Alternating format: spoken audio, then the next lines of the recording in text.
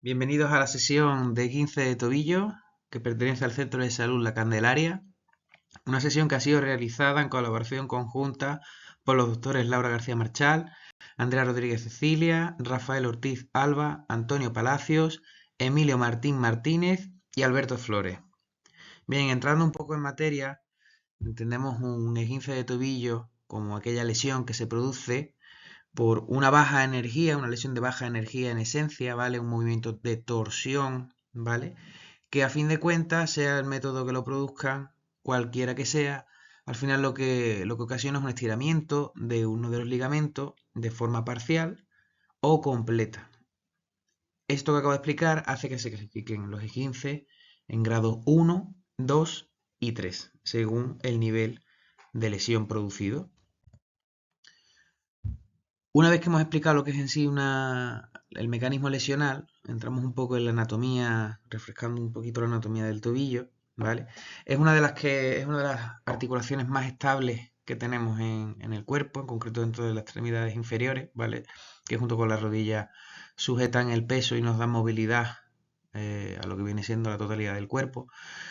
Si entramos un poquito más en detalle, encontramos que está formada por la tróclea astragalina, ¿vale? Y la mortaja tibio-peronea. Esto hace que esta articulación sea considerada como sindesmosis. Las acciones que lleva a cabo como articulación son, por un lado, la flexión plantar y la flexión dorsal. La articulación tibio-peroneo-astragalina, ¿vale? Está compuesta por los segmentos inferiores de tanto la tibia y el peroné con el astrágalo, ¿vale? Es una articulación sinovial, es decir, tiene bursa, tiene líquido dentro, que se puede inflamar, dado el caso. Luego, por otro lado, está la tibio-peronea inferior, que está formada por tibia, peroné, y es la que está reforzada por dos ligamentos que también se pueden lesionar en este tipo de lesiones. En cuanto a los ligamentos en sí, por un lado tenemos el lateral interno, que tiene nombre propio y es el deltoideo, que tiene un plano profundo, que es que está compuesto por el ligamento tibio astragalino posterior, y un plano más superficial, que es el deltoideo en sí.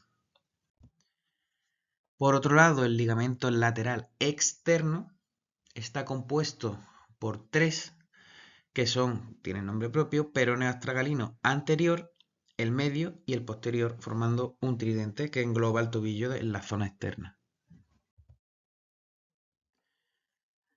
¿Cuáles son los signos y síntomas que se nos presentan en un paciente que ha tenido un E15 de tobillo?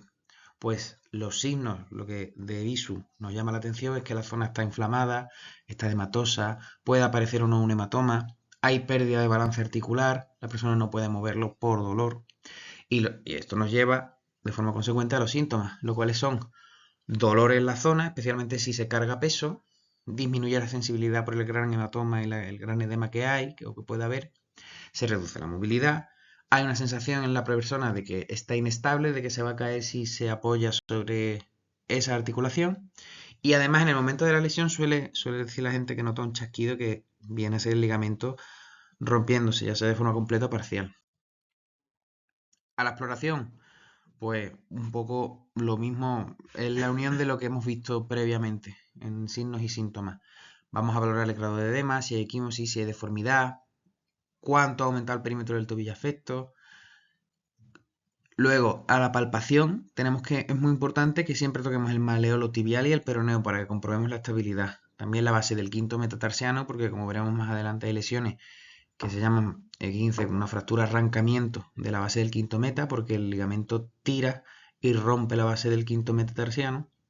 El tercio proxima del peroné, para descartar que no haya un Meissonette, ¿vale? Que aunque eso ya se vería más tanto con la exploración como con una prueba de imagen que nos permita comprobar si esa zona de la sindesmosis está afectada.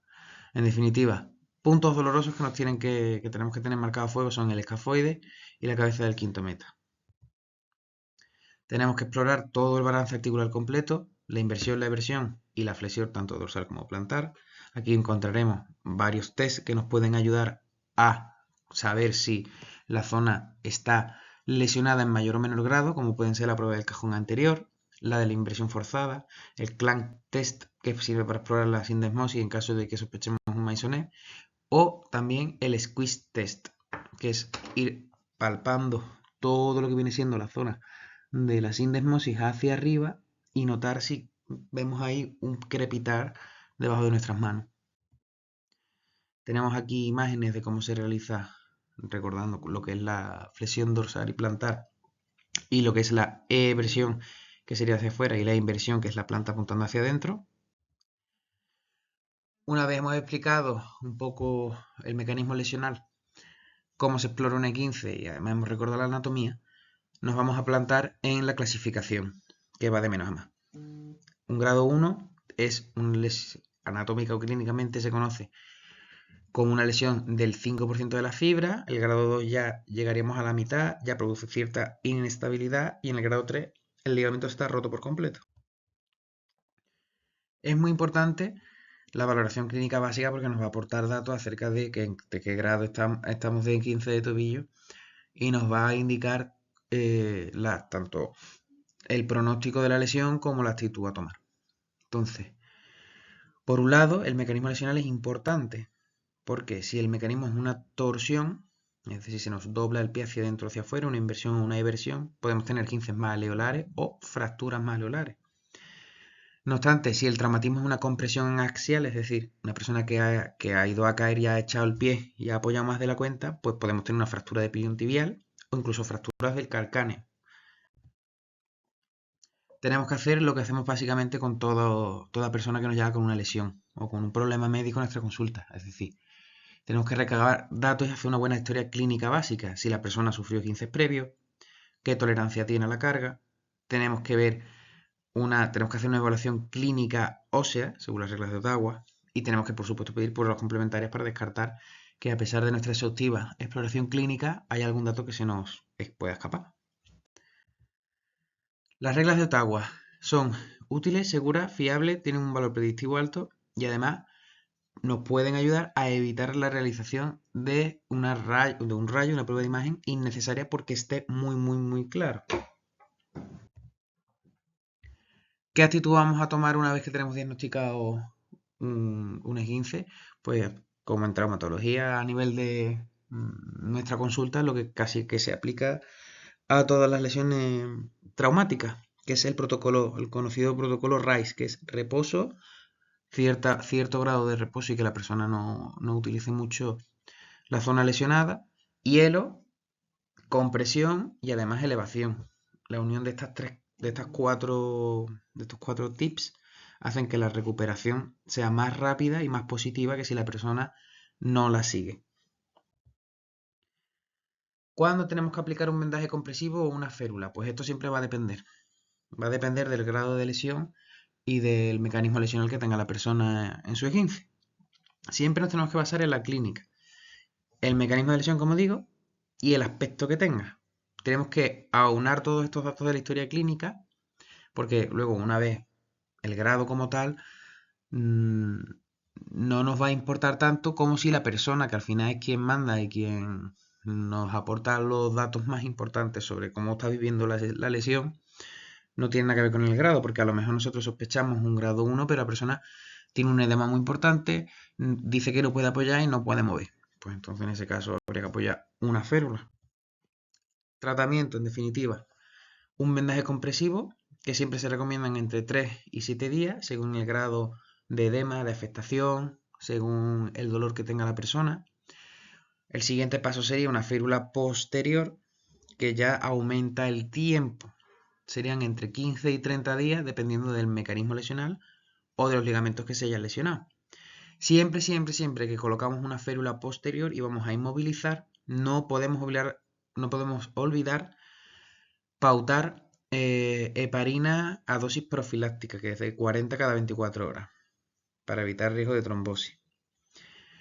Deberíamos de derivar, en todo caso, si colocamos una férula posterior y es un grado importante, derivar al paciente a traumatología de zona con una prueba de imagen, en este caso una radiografía de control de la zona, para que una vez esté en su consulta, el trauma pueda valorar la radiografía, la prueba de imagen que se hizo al momento cero y la de control y pueda tomar una decisión sobre si se quita ya la férula, si se tiene que dejar un poco más. No se hace nunca una cirugía primaria en estos casos. ¿Cuál es la rehabilitación que deben de seguir estas personas? Pues en cuanto desaparezca el dolor y la persona o la lesión así lo permita, hacer un apoyo de manera precoz para evitar inmovilizaciones innecesarias, que al fin y al cabo causen cierto grado de fibrosis en ese tobillo, ¿vale? Y para acabar tenemos un caso clínico. Un varón de 60 años se cae desde su propia altura, da un traspiés, tropieza con una caja, nos dice que se dobla el pie y que se cae al suelo. Y dice que el pie le duele muchísimo. Lo vamos a explorar y en el tobillo derecho efectivamente hay un dolor local moderado, un edema importante, que es perimaleolar, tibial y peroneal. Exploramos el dorso del pie y vemos equimosis, que llega hasta el nivel de la base del primer dedo. El tendón aquileo no tiene signo de hachazo, no le duele. Realizamos una prueba de imagen y vemos una fractura con desplazamiento en la base del segundo metatarsiano, que no suele ser lo más frecuente, pero se puede dar como vemos en este caso clínico. Tenemos aquí otros cortes, o sea, otros planos donde se ve la lesión. Y esto tiene un nombre propio que es fractura luxación de Lisfranc, que es una de las más raras, pero que se nos puede presentar, dado el momento y el caso. Eso fue todo. Esperamos que les haya gustado, hayan disfrutado de esta sesión y que los conceptos básicos hayan quedado claros de cara a realizar una buena praxis el día de mañana en nuestras consultas. Un saludo de todo el equipo de parte de todo el equipo de Candelaria.